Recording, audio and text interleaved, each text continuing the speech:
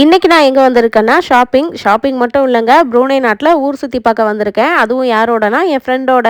இவங்க யாருன்னு தெரியுதாங்க? நம்ம வீடியோஸை ரெகுலராக பார்க்குறவங்களுக்கு தெரிஞ்சிருக்கும். நான் கன்சீவாக இருக்கும்போது நம்ம சப்ஸ்கிரைபர் ஒருத்தவங்க அவங்க வீட்டுக்கு கூப்பிட்டு எனக்கு விருந்து வச்சாங்கன்னு சொன்னேன். அந்த வீடியோ கூட நம்ம சேனலில் அப்லோட் பண்ணியிருக்கேன்ல, அவங்க தாங்க இவங்க.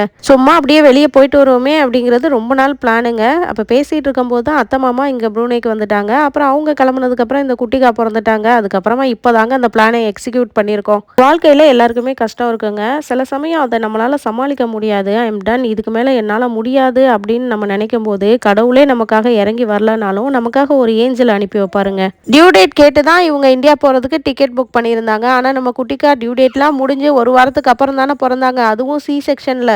மதியானம் 1 மணிக்கு ஹாஸ்பிட்டல்லேருந்து டிஸ்சார்ஜ் ஆனேங்க. 1:30க்கு சோறு வச்சு முடிச்சுட்டேன். சாம்பார் வச்சுட்டு இருந்தேன். ரொம்ப பெயின்ஃபுல்லா இருக்குன்றதுனால நான் அழல. ஆனா கண்ட்ரோலே பண்ண முடியல. கண்ணு கலங்கி கண்ணீரா வந்துட்டு இருக்கு. சாம்பாருக்குள்ளலாம் விழுது. அந்த மாதிரி மொமெண்ட் வாழ்க்கையில நிறைய பேருக்கு வந்திருக்கும்னு நினைக்கிறேன். லேட்டரா தான் நான் ஃபீல் பண்ணேன். அன்னைக்கு ஏன் நம்ம அழுதோன்னு. ஏன்னா நான் அன்னைக்கு அனாதையா ஃபீல் பண்ணியிருக்கேங்க. அந்த மாதிரி டேஸ் எல்லாம் கடந்து வந்ததுனால நான் இன்னைக்கு உறவுகளை ரொம்ப வேல்யூ பண்றேங்க.